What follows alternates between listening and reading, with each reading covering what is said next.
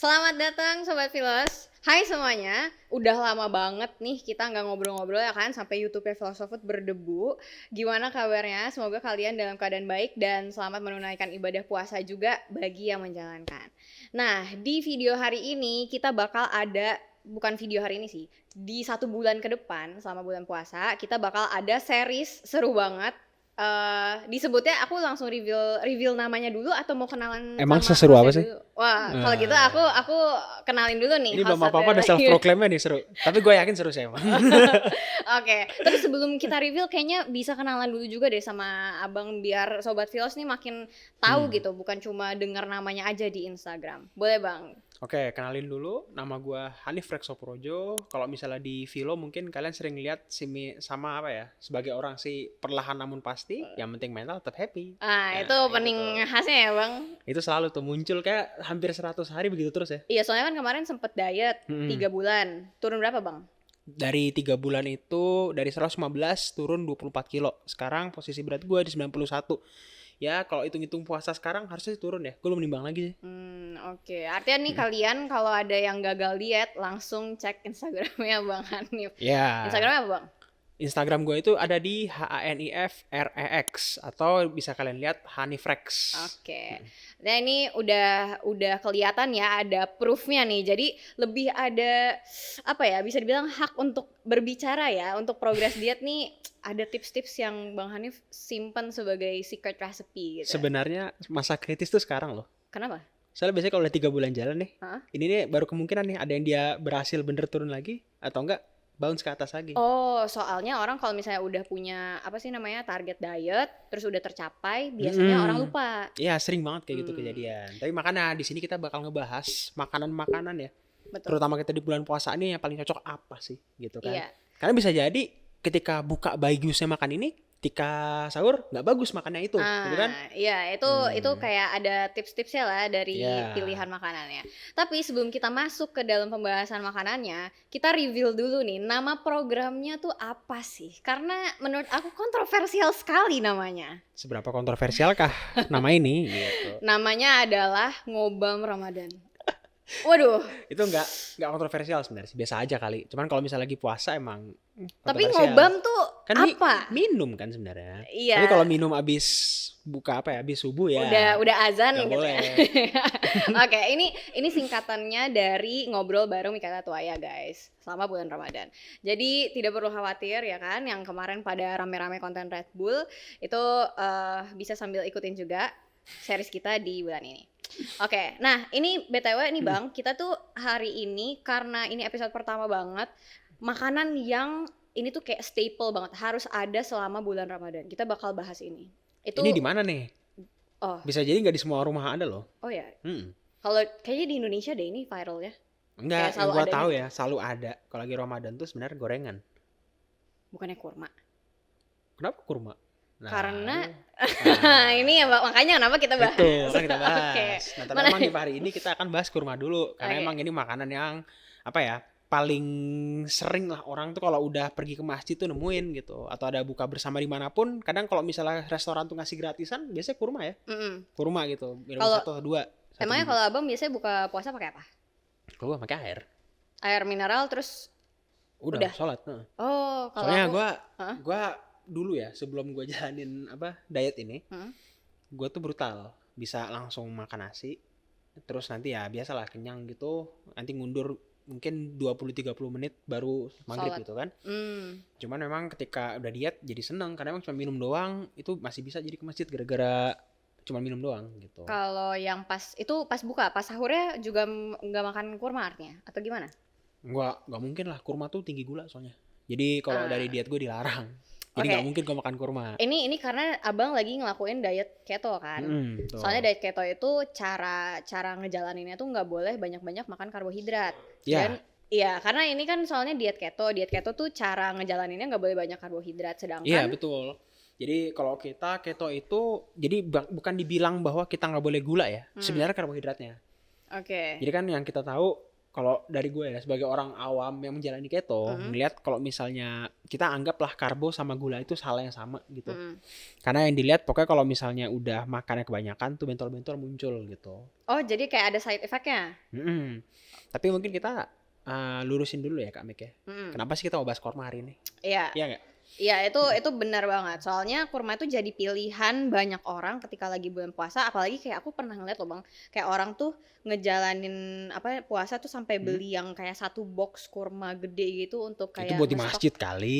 Enggak, tapi beneran ada orang yang emang beli kayak gitu buat kayak mungkin dia beli untuk di rumah sama sekalian bagi ke tetangga mungkin ya, enggak.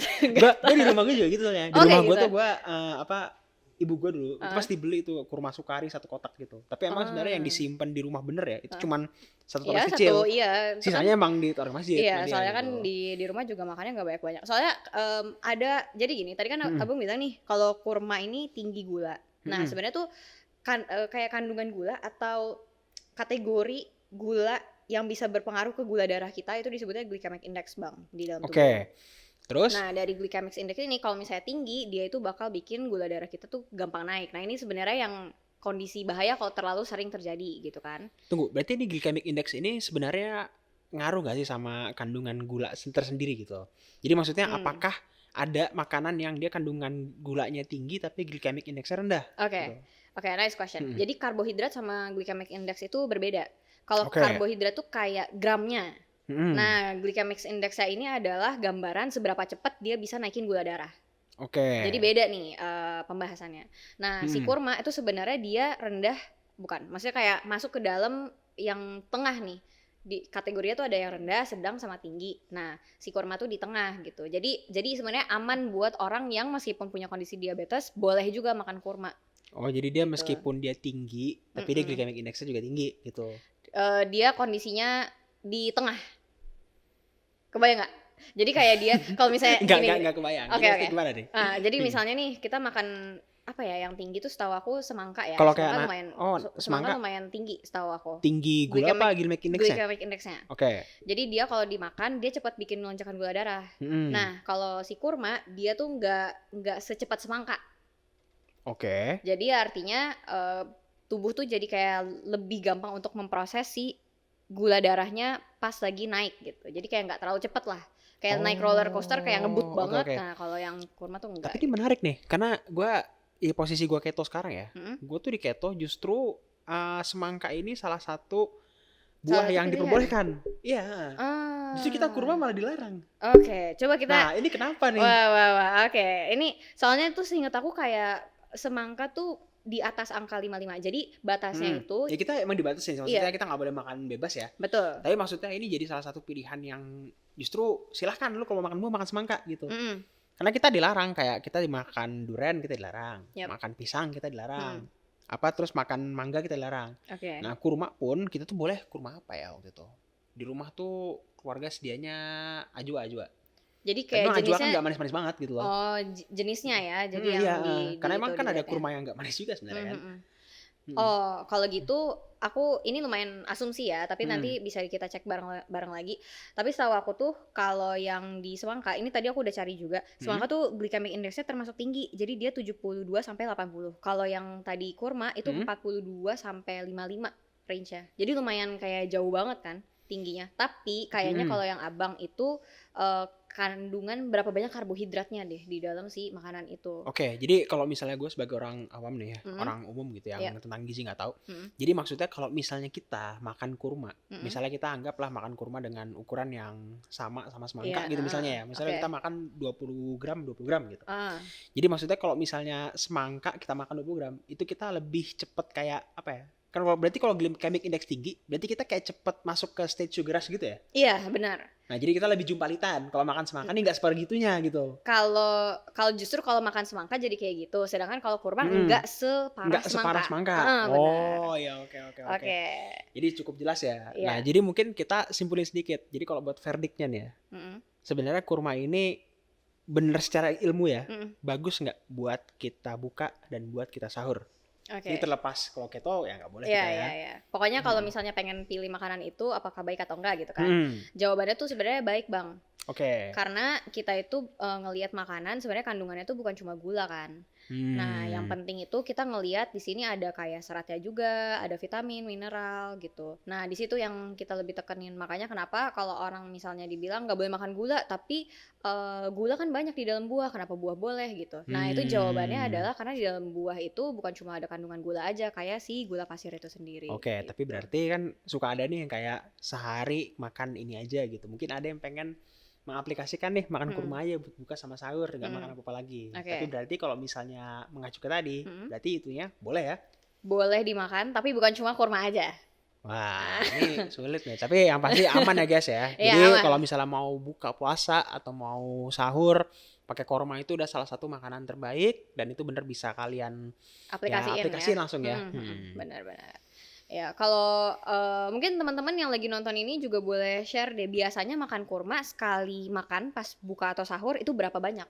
Hmm. Soalnya kalau untuk yang orang diabetes itu Hmm. contohnya lebih dianjurin untuk dibatasin Bang. Kayak biasanya tuh 1 sampai 2 buah aja sekali makan. Tapi kan itu memang sebenarnya karena dia harus Ada makan yang kondisi. lain, iya Iya, kan? sama kondisi gula darahnya tuh bakal pengaruh banget kalau misalnya terlalu banyak makanan yang glycemic index-nya tadi itu tinggi Oke, gitu. berarti untuk yang sekarang sudah jelas untuk kurma adalah makanan yang benar-benar bagus ya Mm-mm, untuk dijadikan opsi ketika kita lagi puasa, baik dibukanya maupun di sahur. sahurnya. Oke. Oke, mungkin untuk yang kali ini kita bahasan ini aja dulu ya. Iya, Jadi nanti udah. kalian harus tetap pantengin biar tahu nih sebenarnya bisa nggak sih kolak tuh dimakan buat sahur sama Nah, buat buka puasa atau mungkin makanan-makanan lainnya. Dan kalau misalnya ada mau request nih mau bahas apa, bisa tulis kolom komen jangan lupa ya. nanti kita bakal ngobrol-ngobrol lagi sama kalian di episode selanjutnya. Dan kalau kalian ada pertanyaan, itu boleh langsung di-share aja. Nanti kita sambil kumpulin juga. Oke deh kalau begitu, sampai ketemu lagi di episode selanjutnya. Sampai ketemu lagi, bye bye. Bye-bye!